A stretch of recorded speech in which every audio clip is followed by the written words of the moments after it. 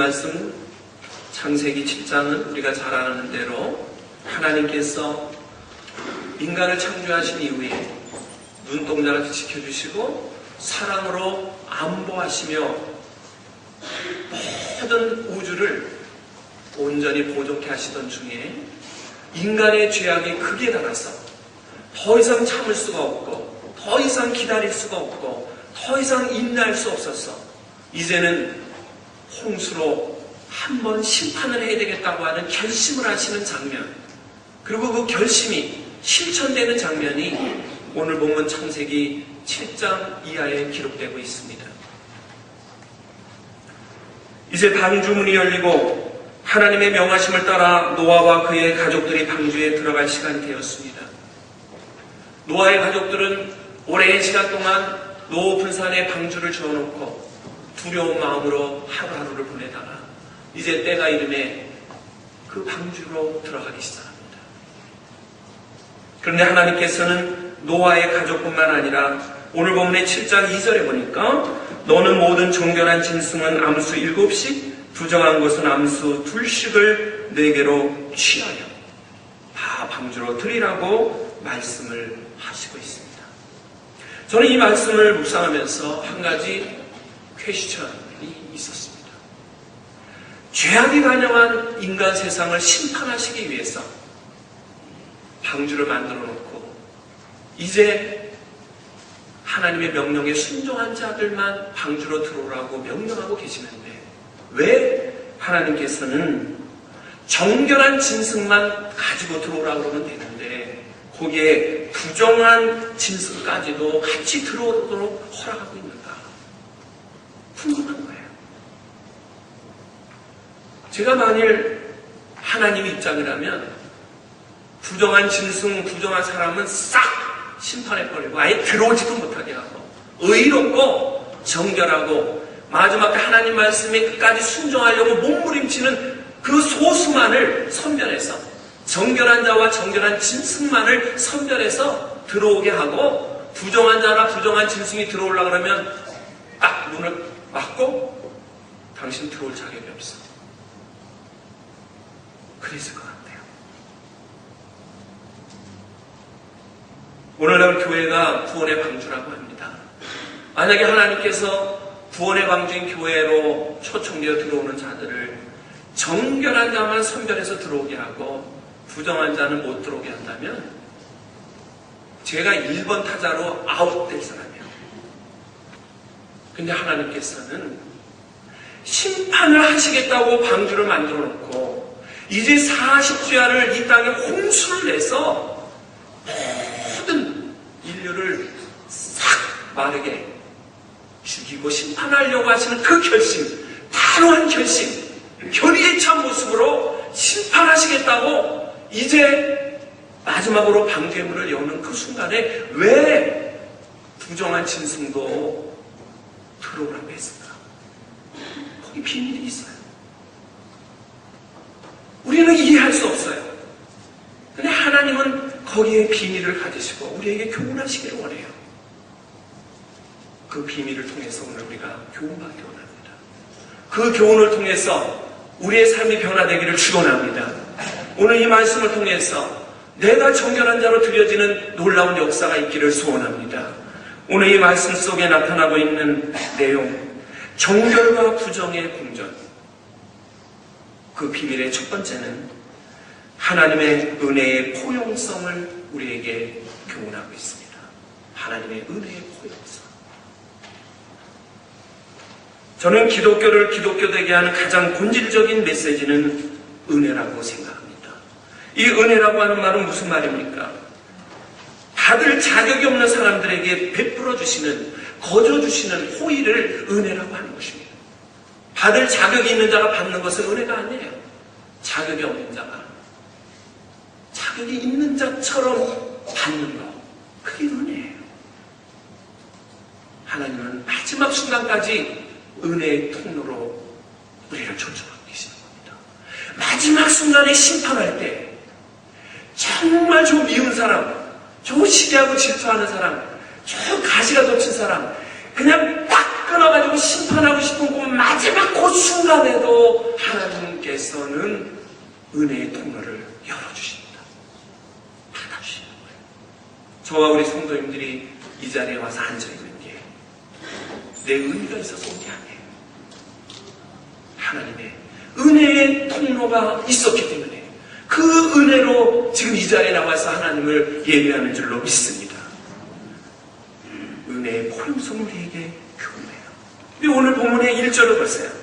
7장 1절을 보면 여호와께서 노아에게 이르시되 너와 네 온 집은 방주로 들어가라. 내가 이 세대에 내 앞에서 의로움을 내가 보았습니다. 이 1절의 내용을 보면 죄악이 가능한 이 시대에 노아와 네 가족은 그래도 의로웠어. 정말 의롭게 살려고 노력을 했어. 정말 착하게 살려고 노력했고 그 오랜 시간을 그 산꼭대기에 방주를 짓느라고 무거운 짐을 올려다 놓고 아무도 도와주지 않고 모두가 외면하는데도 묵묵히 순종하면서 방주를 다 줬어. 비 한 방울 내리지 않는 띠약볕에 그 긴 시간 동안 너는 너무 순종했구나. 참 넌 의로웠어. 너와 네 가족은 이제 방주로 들어와. 그의 의로움을 보았다고 했어요. 7장 1절의 내용을 미루어 볼 때는 노아와 가족의 의로움이 있기 때문에 방주로 들어가는 초청을 받은 것처럼 우리는 볼 수가 있어요. 그런데 그 앞장을 보세요. 창세기 6장 8절을 한번 가보세요. 창세기 6장 8절 다 같이 읽겠습니다. 시작. 그러나 노아는 여호와께 은혜를 입었더라. 그가 의로움의 모습을 보이기 전에 이미 6장 8절에 보니까 하나님의 은혜를 입었다는 기록합니다.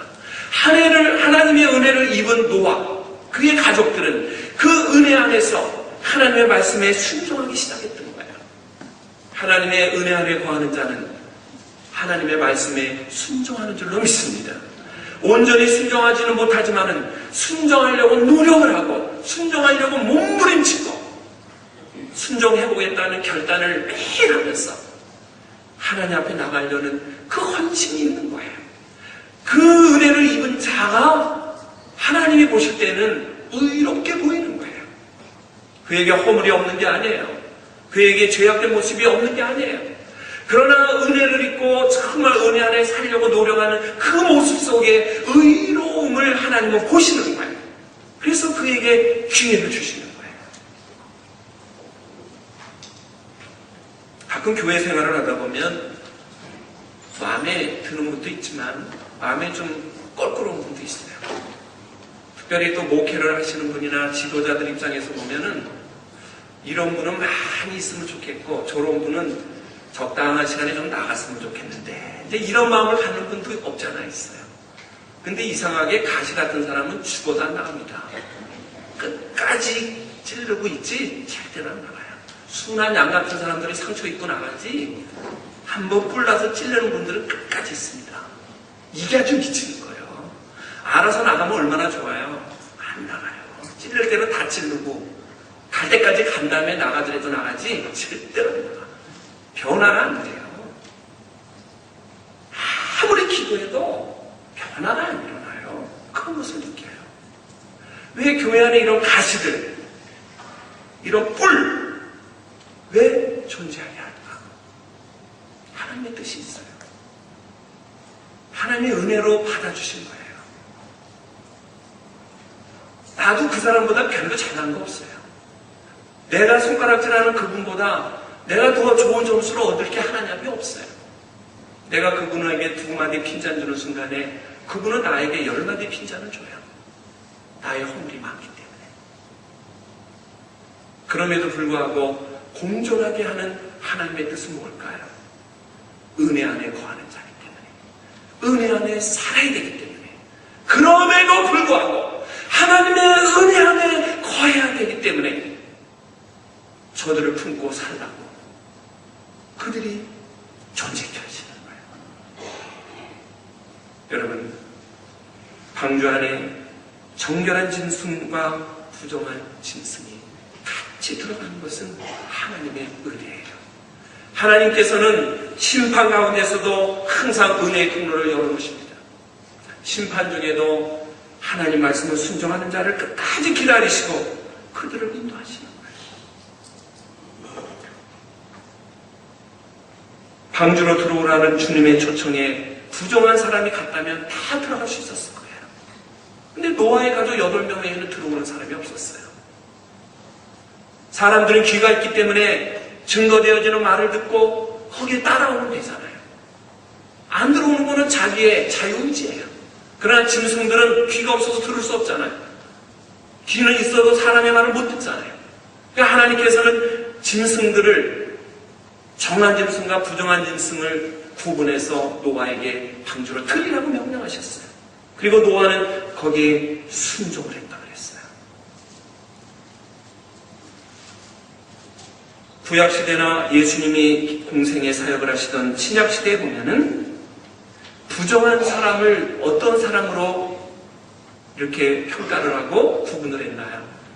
몸에 핸디캡이 있거나 문둥병이 걸렸거나 귀신이 들렸거나, 분명히 이건 잘못된 편견이지만 그 시대 문화에서는 소경, 저는 사람, 병자 이런 자들을 부정한 자로 여겼어요. 그래서 그들은 격리를 시켰어요. 정한 자들과 같이 있지 못하게 했죠. 그런데 하나님께서 그들을 부르러 오셨어요. 그들을 살리러 오셨어요. 예수님을 통해서 의인을 부르러 온 것이 아니라 죄인을 부르러 오셨어요. 그래서 예수님은 병자들을 치료하십니다. 귀신 들린 자의 귀신을 내쫓습니다. 세상 사람들은 부정하다고 손가락질하는 저들을 예수님은 품어주시고 회복시키시고 저들이 다시 한번 하나님 은혜를 깨닫고 하나님과 동행할 수 있도록 은혜의 통로를 열어주십니다. 이것이 하나님의 방법이었던 것입니다. 바로 은총의 태도로 사는 것, 이것이 얼마나 중요한지 몰라요. 하나님이 우리를 은혜로 받아주셨으니 나도 은혜로 이웃을 섬기고 받아주겠다고 하는 태도, 이것이야말로 얼마나 아름다운 은총의 태도일까요? 한번 따라해 보십시오. 주님이 은혜로 형제를 자매를 받아주셨기에 저도 받아드리겠습니다. 하나님이 받아주셨기에, 하나님이 받아주신 그분을 저도 받아드리겠습니다. 이것이 바로 은혜의 포용성입니다. 두 번째로 오늘 본문은 하나님의 거룩한 기대성을 교훈해 주십니다. 우리가 은혜로 사람들을 받아들인다는 것이 잘못하면 오해가 있어요. 은혜로 이웃을 수용하고 받아들인다는 것이 그들의 거룩하지 못한 역량까지도 받아들이라는 것이 아니에요. 그들의 부정함까지도 받아들이라는 것이 아니에요. 구별해야 돼요. 오늘 본문을 가만히 보세요. 7장 2절입니다.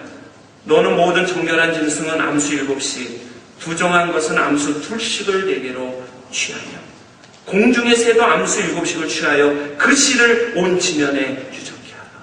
여기 보면 정결한 짐승은 암수 7씩, 부정한 짐승은 암수 2씩을 취하여서 방주로 드리라고 했습니다. 여기 보면 정결한 짐승이 압도적으로 많아요. 7, 부정한 짐승은 2입니다. 왜 하나님께서 이렇게 구분해가지고 방주에 드리라고 했을까요? 그 이유가 있어요. 부정한 존재가 있을지라도 영향력을 발휘하지 못하도록 하신 거예요. 정결한 짐승의 영향을 받아 부정한 자가 정결하게 돼야지, 부정한 영향을 받아 정결한 자가 부정하게 되면 안 돼요. 7대2 게임이 돼야 안 돼요. 우리가 운동 경기 하는데 이쪽에 7명, 이쪽에 2명을 놓고 시합을 하라고 해요. 기적이 안 일어나고는 7명이 이겨요. 그렇죠? 기적이 안 일어나고는 7명이 이겨요. 그럼 우리가 보는 기본 상식 아니에요? 바로 하나님께서 이렇게 정결함과 부정함이 공존하지만 정결한 짐승은 암수 7, 부정한 짐승은 암수 2만을 드리게 한 이유가 뭘까요? 방주 안에 40주야 머무는 동안에 많은 일이 그 안에서 일어날 겁니다. 그러나 정결한 영향이 부정을 감싸야지, 부정한 영향이 정결함을 감싸지 못하게 하기 위함입니다.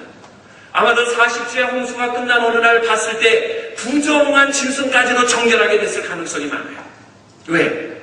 정결한 영향력이 크니까 그 안에서 다 동화가 돼가지고 부정함이 사라졌을 가능성이 많아요. 여러분, 오늘날 공동체 안에, 교회 안에, 목장 안에 때때로 부정한 존재들이 있을 수 있어요.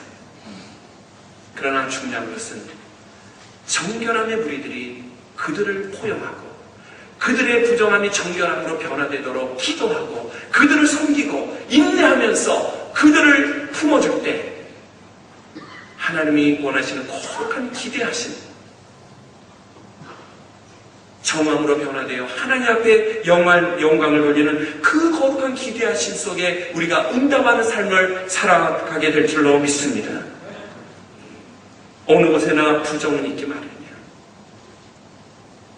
그러나 정결함이 더 많아서 역사할 때 거기 놀라운 일이 일어나요.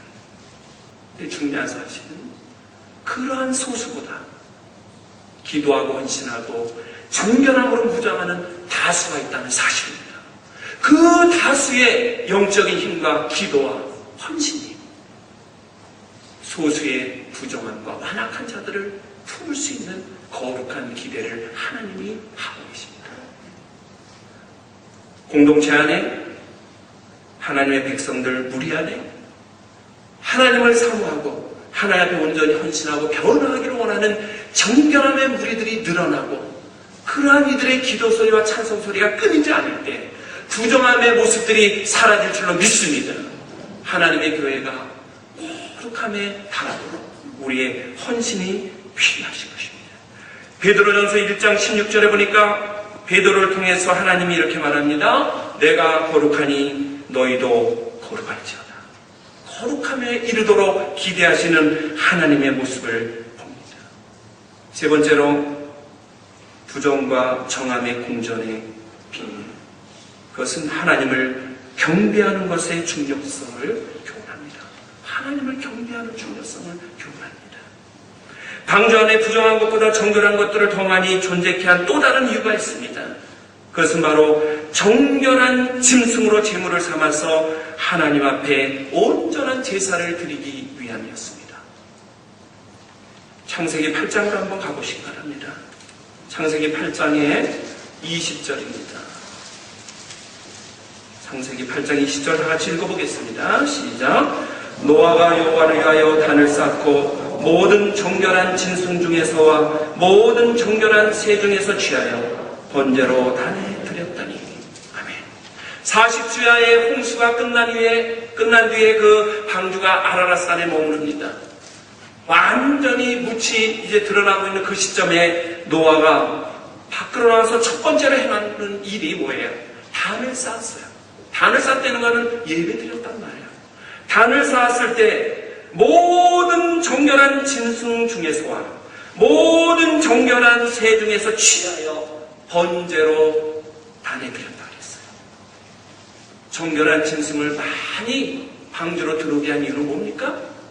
하나님 앞에 온전한 단을 쌓을 때 제물로 드리기 위해서 하나님이 준비케 하신 거예요. 하나님을 경배하기 위해서. 사랑하는 성도 여러분, 이 구약시대에는 하나님 앞에 나갈 때마다 정결한 짐승을 제물로 드리며 하나님 앞에 올려드릴 때 속죄제나 속건제 이러한 번제를 통해서 자기의 죄가 도말되고 새롭게 변화되는 것을 체험한다고 믿었습니다. 그러나 이제 예수 그리스도 안에 있는 우리들은 정결한 짐승을 잡아다가 놓고 제물로 드리며 나의 죄를 도말시켜달라고 구하는 게 아니시죠. 그게 아니에요. 예수님이 한 번의 화목제물로 십자가상에서 돌아가신 뒤에 이제 그 그리스도를 믿고 그 안에 사는 자는 주님이 내 안에 살아서 내 몸을 주님께 온전히 드림으로 주님을 영광 돌리고 주님을 예배하는 자로 하나님이 받으신다는 사실입니다. 로마서 12장 1절을 찾아봅니다. 신약성경 제성경으로 256페이지입니다. 로마서 12장 1절과 2절입니다.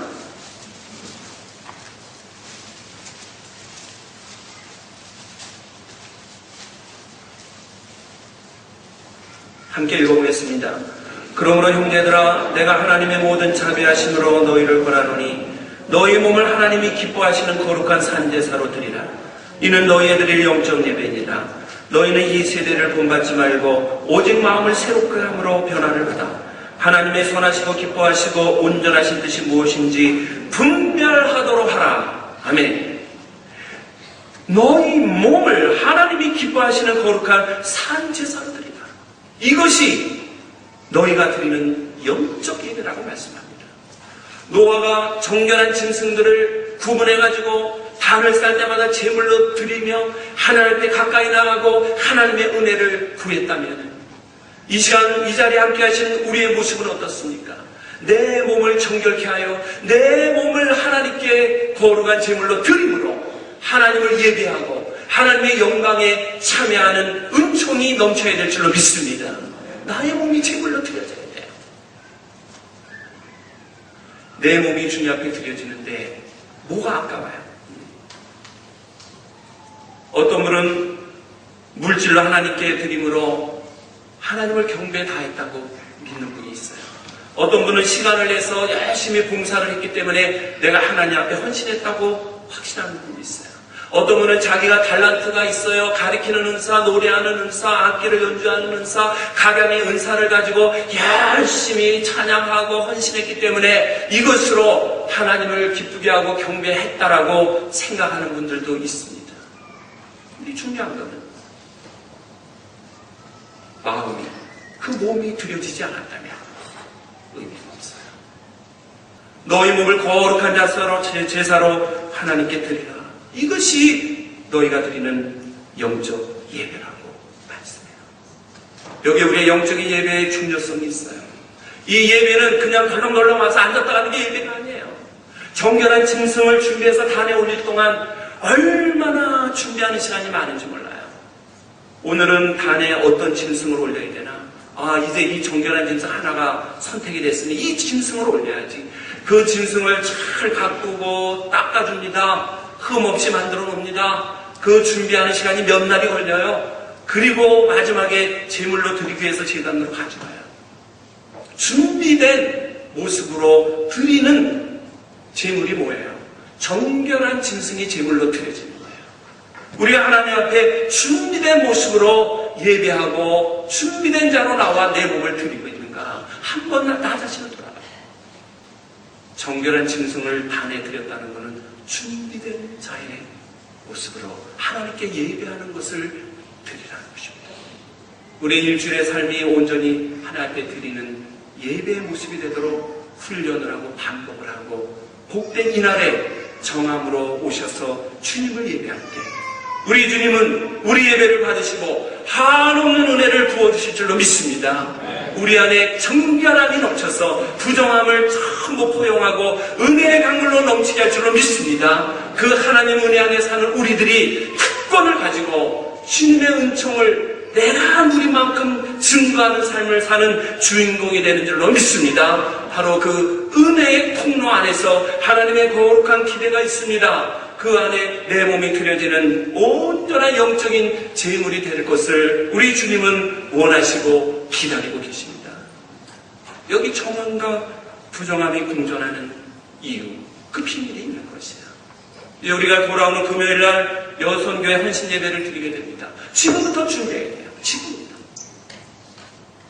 그 금요일날 헌신 예배를 드리면 그 다음에 있는 주일 예배를 위해서 또 기도하고 준비하며 우리의 마음을 하나님 앞에 온전히 드리고 다스려야 돼요. 준비된 자의 예배를 하나님이 기뻐하십니다. 세상은 악합니다. 세상은 어둡습니다. 세상은 더럽혀졌습니다. 심지어 교회도 세속을 닮아 있는 모습을 가지고 있을 수 있고 교회 안에 있는 사람을 통해서 이러한 모습들도 볼 수가 있습니다. 그럼에도 불구하고 이런 부정함이 바로 내 곁에 공존하는 삶의 한복판에서 주님은 이렇게 말씀하시지 않습니까? 그렇지만 너는 다르게 살아야 해. 너는 다르게 살아야 해. 너는 구별되게 살아야 해. 너는 정함으로 살려고 노력을 하고 몸부림치고 그래도 부정하지만 한 번 노력을 해봐. 그렇게 노력을 하고 노력을 해서 너의 삶이 하나님께 드려지도록 한 번 해봐. 주님은 지금도 우리에게 이 음성을 들려주시고 결단할 것을 요구하십니다. 사도 바울은 날마다 죽는다 그랬어요. 오늘 죽고 내일 일어나서 새로운 마음으로 출발했지만 또 허물이 있어요. 또 성격이 나와가지고 툭툭 찔렀어요. 또 거짓말을 했어요. 또 시기와 미움을 가졌어요. 그날 저녁에 회개하고 나 자신을 또 죽이고 또 그 다음날 새로 태어났어요. 또 반복해요. 그러나 사도 바울은 날마다 자신을 쳐서 복종시키고 죽이고 또 새롭게 태어나는 이 반복된 모습으로 성화되는 과정을 통해서 기독교 역사에 가장 우뚝 서있는 위대한 성자로 우리 기억에 남게 됐습니다. 우리는 부족해요. 허물이 많아요. 어디 가서 나는 만점이야 이렇게 얘기할 수 있는 분 아무도 없어요. 그러나 하나님은 은혜로 받아주셨고 은혜 안에 거하는 자는 은혜를 받은 대로 열심히 영적으로 육적으로 하나님을 바라보는 헌신과 삶을 살려고 노력할 때 우리 하나님은 그들을 사용하셔서 이 마지막 때 주님이 재림 언제 임할지 모르는 이 마지막 심판 이때에 노아의 방주로 초청하는 그 대상으로 우리를 부르실 줄로 믿습니다. 부끄러움이 없는 자로 하나님의 부르심을 받으시고 하나님 앞에 영광을 돌리며 하나님께서 그래 너는 노아와 같이 내 말에 잘 순종해서 내가 그래도 너를 의롭게 여겨주나 너는 방주로 들어와 이런 축복 안에 거하시는 저와 우리 모든 성도님들이 되시기를 이 시간 주님의 이름으로 간절히 축원합니다.